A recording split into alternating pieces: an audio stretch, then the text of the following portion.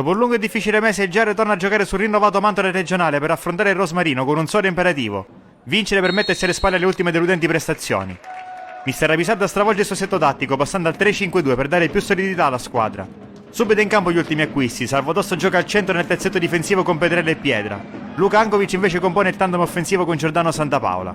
A centrocampo accanto a Strano e Pietro Santapaola spazio a classe 2008 Tuccio, con Amante largo a sinistra e La Rosa sull'out di destra. Giare subito minaccioso in avvio, punizione di Pietro Santapaola. Al centro per Petrella che non ci arriva nemmeno Piedra. Strano nel cerchio di centrocampo, scambio con Piedra. Ancora Strano, uno sguardo in profondità, il lancio splendido per il taglio di Pietro Santapaola, il controllo è il destro, spreca una ghiotta chance.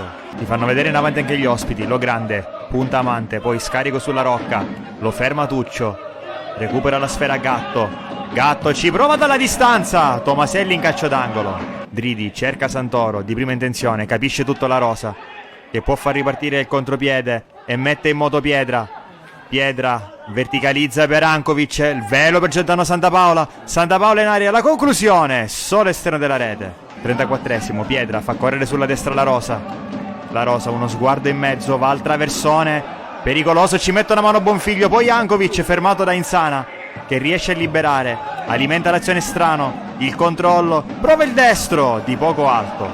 Non cambia il copione della partita nella ripresa, sempre giallo-blu in avanti, altro piazzato di Pietro Santapaola, in aria per la testa di Strano che colpisce il palo, poi Amante prova il tiro, murato da Gatto. Scocca l'ora di gioco, Tomaselli va al rinvio lungo, nella zona di Amante, non ci arriva, poi Santapaola ruba il tempo ad Insana che sbaglia e lo trattiene, è già ammonito Insana, secondo giallo per lui. Rosmarino in 10 per l'ultima mezz'ora di gioco, espulso Insana per doppia ammonizione.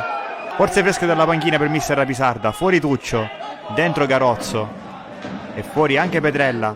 Al suo posto entra Brumat. Gialloblu che si getta in attacco a caccia del gol vittoria. Santapaola all'indietro per Garozzo in buca per Ankovic, fa sfilare Ankovic sul primo palo, non trova la porta.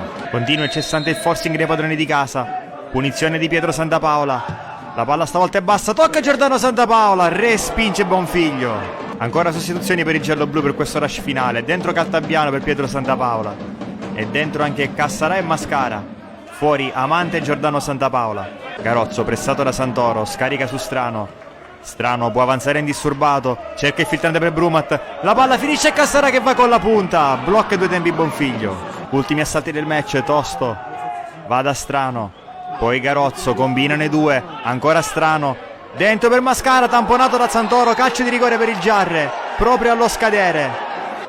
Dal dischetto va Ankovic che sblocca il punteggio, al 90esimo il Giarre segna con l'uomo più atteso, appena arrivato, l'attaccante croato Luka Ankovic, un gol che vale 3 punti. Una vittoria di incalcolabile importanza, il Giarre torna al successo, il secondo in campionato dopo il 4-1 all'Acqua Dolcese risalente al 28 settembre. E soprattutto si mette alle spalle un periodo decisamente negativo. E anche la prima vittoria della gestione Saverio Rapisarda, un successo arrivato grazie allo spirito di squadra e grazie anche alla grande iniezione di fiducia data dai nuovi acquisti. Ankovic match winner di giornata e Tosto che ha dato sicurezza ed esperienza alla difesa.